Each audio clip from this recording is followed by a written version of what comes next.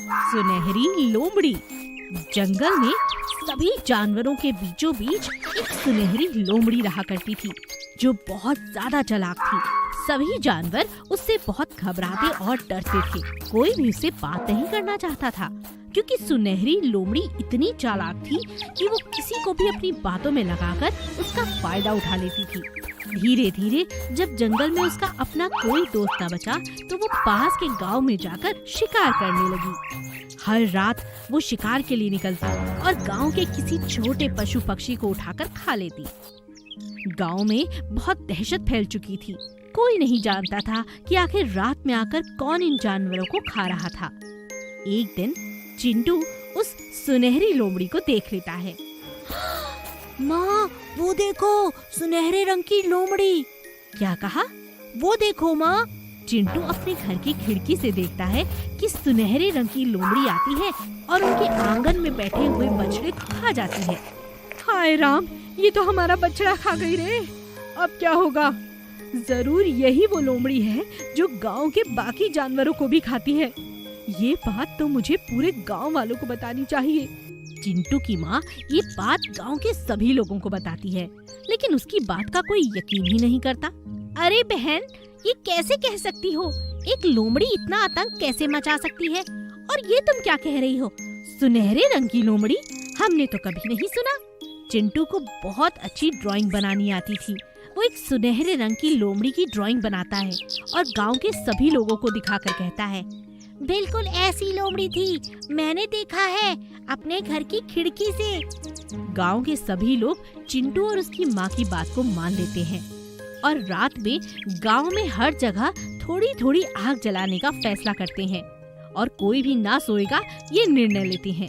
सभी लोग अपनी खिड़की के पास बैठे सुनहरी लोमड़ी का इंतजार करते हैं। रात में लोमड़ी आती है और रोशनी के कारण जब आग जल रही होती है तो उसका शरीर चमकने लगता है और हर कोई समझ जाता है कि चिंटू और उसकी माँ बिल्कुल सच कह रहे थे। अगले ही दिन वो पशु विभाग में फोन करते हैं। पशु विभाग से बहुत से लोग आते हैं और एक रात उसी गांव में गुजारने का निर्णय लेते हैं। पशु विभाग के लोग रात में जैसे ही सुनहरी लोमड़ी आती है उसे पकड़ लेते हैं। ये देखो माँ, पकड़ लिया सुनहरी लोमड़ी को। अब हमारे गांव के किसी जानवर को कोई जंगली पशु नहीं खाएगा। हाँ बेटा, सच कहा तुमने। चिंटू और उसकी माँ को गांव के सरपंच इनाम देते हैं। ये मैं बहुत खुश हूँ माँ। हाँ बेटा चिंटू, तेरी समझदारी और वो तेरी सुनहरे रंग की लोमड़ी की ड्राइंग से बहुत मदद हुई है गांव वालों की। हर कोई तेरी तारीफ कर रहा है। लोमड़ी भी पकड़ी गई और तुम्हारे हुनर का कमाल भी सबने देख लिया। पशु विभाग के लोग सुनहरी लोमड़ी को देखकर बहुत हैरान थे। वो उसे चिड़ियाघर में बंद करते हैं। लोग उसे देखने के लिए आते हैं और पैसे भी खर्च करते हैं। लोमड़ी से गांव वालों और पूरे जंगल के जानवरों को निजात मिल जाती है। आलू कचालू आइसक्रीम। आलू और कचालू दोनों बहुत ही अच्छे भाई थे। दोनों एक दूसरे की बहुत चिंता किया करते थे और दोनों साथ में खेलते, साथ में मजे करते थे। उनके घर के सामने से एक दिन एक आइसक्रीम वाला गुजरा। आइसक्रीम ले लो, आम की आइसक्रीम ले लो, बढ़िया बढ़िया स्वादिष्ट आइसक्रीम। आलू ने कचालू से कहा, अरे वाह, आइसक्रीम, ये तो मैंने कभी नहीं खाई।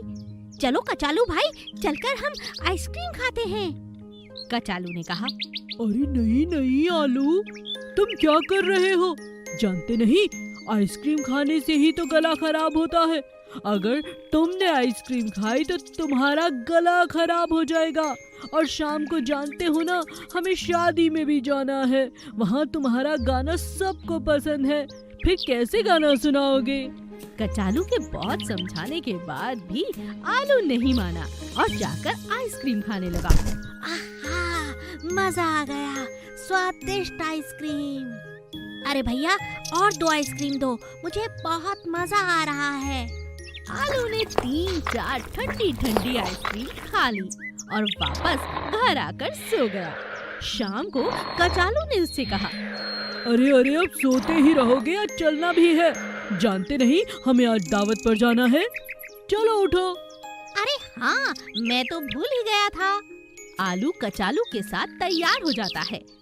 जैसे ही दोनों शादी में पहुंचते हैं, सभी लोग आलू को गाना गाने के लिए कहते हैं। अरे अरे आलू भाई, अच्छा हुआ तुम समय पर आ गए। तुम्हारा गाना सुनने के लिए तो कान तरस रहे हैं। कोई भी शादी ब्याह हो, आपके गाने के बिना तो वो अधूरा रहता है। तो चलिए शुरू हो जाइए। क्योंकि आलू वहाँ का राजा था और आलू को सभी बहुत पसंद करते थे। आलू का अच्छे से स्वागत हुआ, उसे स्टेज पर बुलाया गया। लेकिन आलू ने जैसे ही माइक हाथ में लिया, उसकी आवाज निकल ही नहीं रही थी।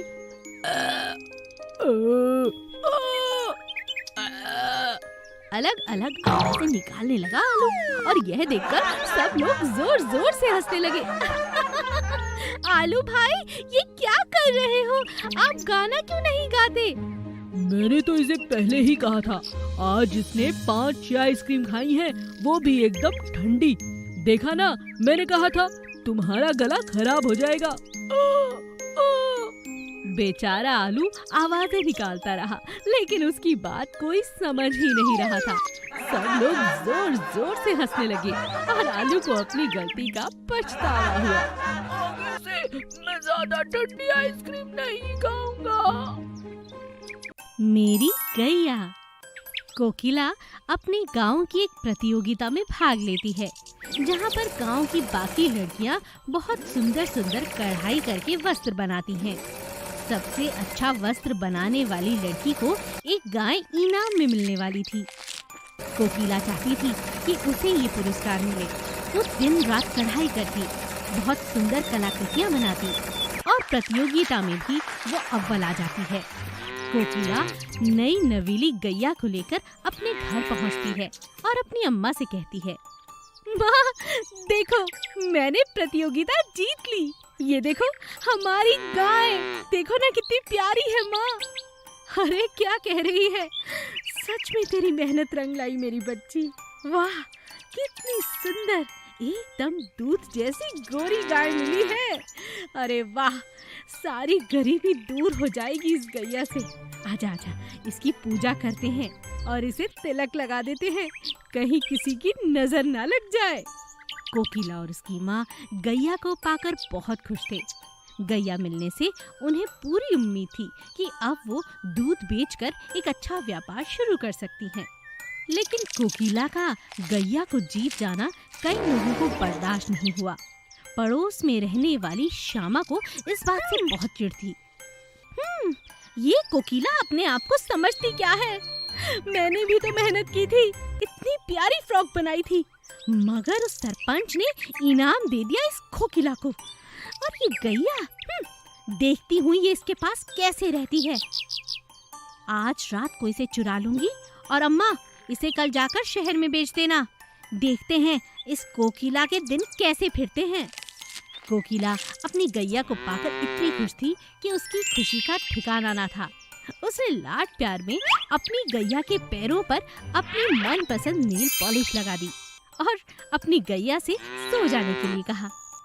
कोकिला और उसकी माँ गैया को आंगन में सुलाकर सोने चले जाते हैं और उधर श्यामा मौका पाकर उनकी गाय को चुरा लेती है।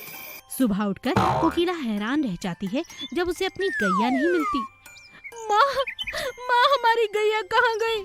माँ उठो, देखो कोई नहीं दिख रहा है। कोकिला और उसकी माँ पूरे गांव का चक्कर लगाते हैं, लेकिन उसे गैया नहीं मिलती। अचानक उसे गाय के पैरों के निशान श्यामा के घर की तरफ नजर आते हैं। वो जब श्यामा के घर जाती है तो देखती है कि वहाँ पर एक भूरे रंग की गाय खड़ी है। गाय जोर जोर से आवाजें लगाने लगती है और कोकिला को लगता है कि ये उसी की गाय है, मगर रंग बदला हुआ होने के कारण कोकिला बहुत हैरान थी। तभी कोकिला को याद आता है कि उसने अपनी गाय के पैरों में नेल पॉलिश लगाई थी। वो ध्यान से देखती है तो गैया के पैरों में नेल पॉलिश थी। वो समझ जाती है। वो एक बाल्टी पानी लेती है और गैया पे फेंक देती है। तभी श्यामा भागती हुई आती है। क्या कर रही हो? हमारे आंगन में कैसे आई तुम? इतने में गैया के शरीर से पानी गिरने लगता है और वो भी रंगीन। धीरे धीरे गैया का रंग एकदम सफेद हो जाता है और सारी बात सबको समझ में आ जाती है। श्यामा बहुत शर्मिंदा होती है। श्यामा को अपनी गलती का बहुत पछतावा होता है। वो उससे माफी मांगती है और कोकिला भी उसे हंसी खुशी माफ कर देती है और अपनी गैया लेकर फिर से घर लौट आती है और खुशी खुशी रहने लगती है।